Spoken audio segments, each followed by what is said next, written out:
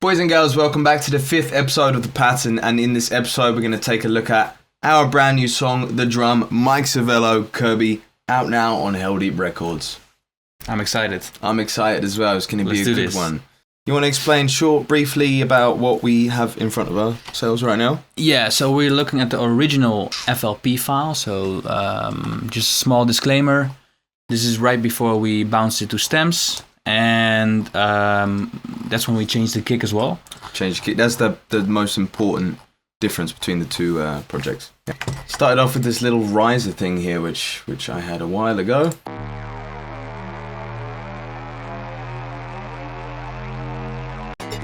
One long riser right there. Cool thing about this is we have a little filter freak going on. It's actually giving it the main.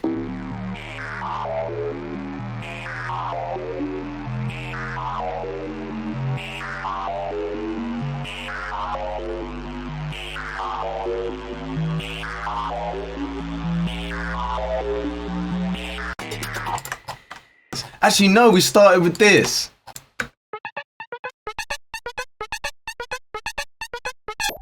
Super strange. But you really like that vibe, right? Yeah, that's my shit. That is your shit. But we ended up using it. It's kind of like a background sound now. Yeah. But that was kind of the first element that we actually had. Yeah. That's how we started. We did the riser with it, with the filter freak. Yeah. Which gave it a good these vibe. Two elements here, yeah. Yeah, we got a little groovy loop. Unmixed as well. Unmixed. Perfect. That's the way we like it. Exactly. We have a hi-hat over here.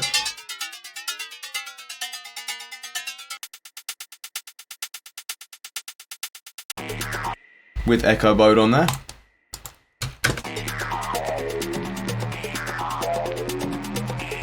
But the vibe was there, and we could take it into a totally different direction, you know? We could take it in any direction with this kind of break, which is what I liked, and which is what you liked. Yeah. That was also the main plan for us to create a breakdown that just gets your attention right away. Exactly, yeah. That's also why we, after the first drop, we also go into the same breakdown again straight away. Keep it flowing, of course. It's like a good vibe. Yeah. I think we should just go directly onto the drop and like kind of focus on all of the elements and what we did in the drop, because I think this is the best thing about the track, besides the break, of course. So what we did was we found a synth shot. What was the synth shot again? Did we find it, or did we? This one here, right? Oh, you made those, right? Yeah, this was a while ago. I always like to fuck around with these options in the pre-computed effects. We got the ring modulation. Yeah, exactly. Just changing the frequency a little bit, which is always fun. Yeah. And then, of course, the main pitch there. And in terms of effects, I mean, it was really just kind of trying to sculpt the sound to fit with the mix. This is actually the bad mix. This is why we took it into a new project. But trying to fit this sound with the kick and to get it smacking. That was the most important part. It was. Yeah, so we just got basic EQ and then a bit of transient processing. We don't have a lot of elements, right? Yeah. You need to make sure that the elements you have sound good together. Right on. This was the old version right here.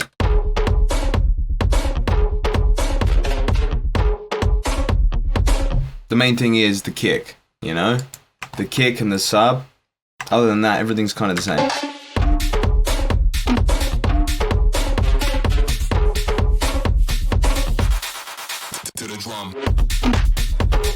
A little bit different stuff there. But yeah, so these are all basically the main elements. We have like a rolling bass line here.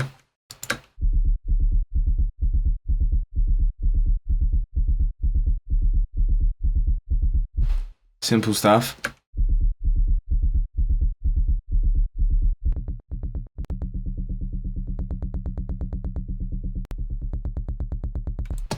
So what we did, we sidechained it, we filtered it down a little bit so it's underneath the rest.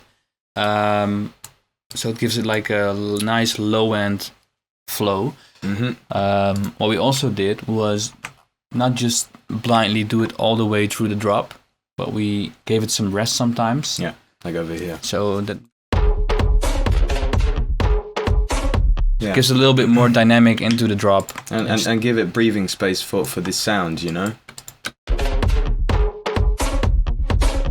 Comes back in again. And then we have these other sounds here. This one's a cool one. I like this one. Pretty different. Just a lot of processing. Soundgoodizer, this plugin here, M Transformer. This is on a chorus effect. EQ. Linked it to a new track. OTT. More EQ. And then some sidechain.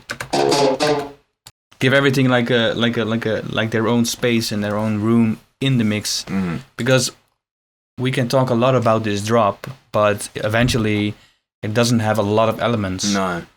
So what you do is first make sure the mix is good and give everything their own space, and make sure the groove is nice.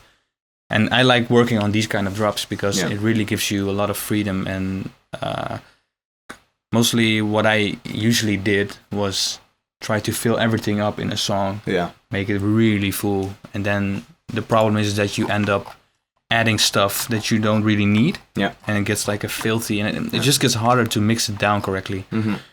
And this just works. Yeah. So why? Like you're saying, you know, we removed a lot of stuff. Like it's kind of unnecessary. The drums are very simple. You just got the kick, you know, you got these little extra toms on the top. You got your claps, and your top kick over here. And then of course, hi-hats.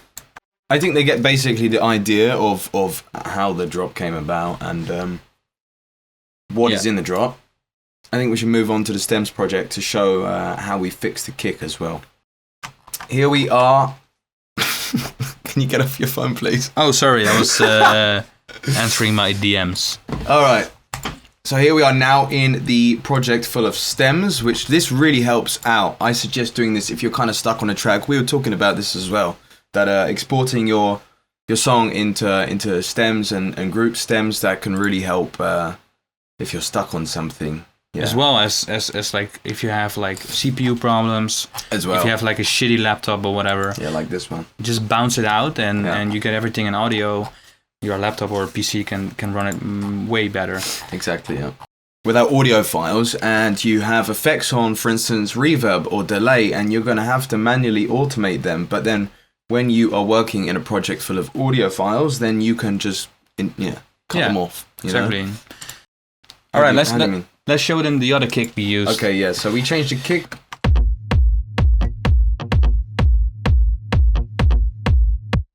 This is also without the sub.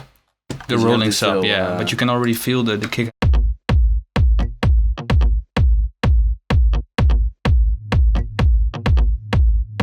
And then we add the sub back in.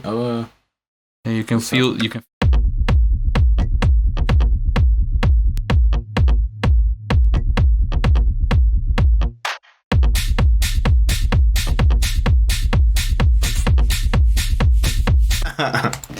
So what you can feel is that the kick has way more body. Yeah.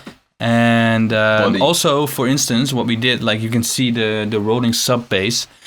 It was a one audio file, but what we can see in the audio file is that it's pretty inconsistent. It changes a little bit. Yeah, we don't want that. Remove that.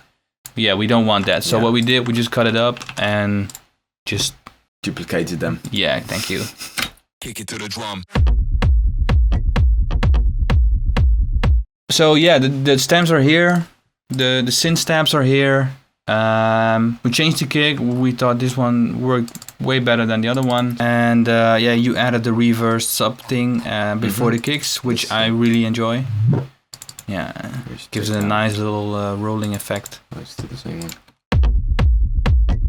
Well, it's like a sucking effect, isn't it? Good by itself like that. Could be nice to show them is like when you see the blue automation clip. Or the sound. That's the wet of the reverb. So those minor effects, gives it a little bit more dynamic range. Yeah. I like that effect. But then we have it more over here. Drum. Right. Exactly.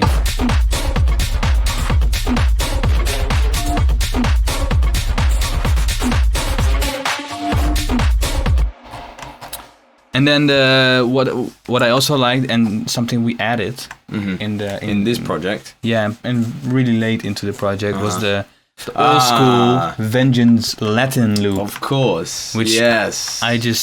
I enjoy it really. Great groove. Use loops. Let's kick them out of the way for a second. To the drum.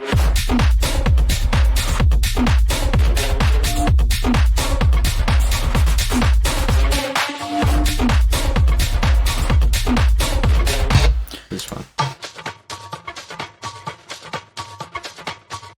But play without the effects. Without the effects.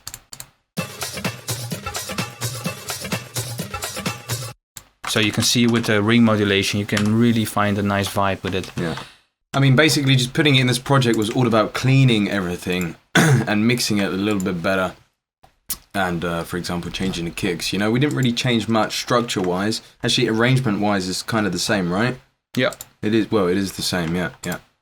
Then for the second drop, we were like, let's try a different rhythm.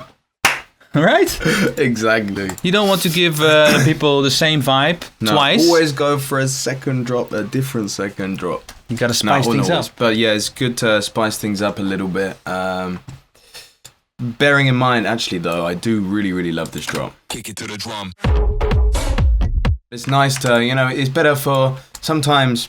I can't remember, someone posted this on Twitter once that if you have one sound in a song which isn't being repeated and you only hear it once or twice in a song, it becomes much more valuable to your ears, or you enjoy it more because it's not being used so much, Exactly. Not about getting bored of the sound, but it's just like, that individual sound being played once is it's more exciting to hear. Yeah, I think it's just... So that's why I'm happy that we didn't shove this over here. Yeah. On the first two, because it is different here.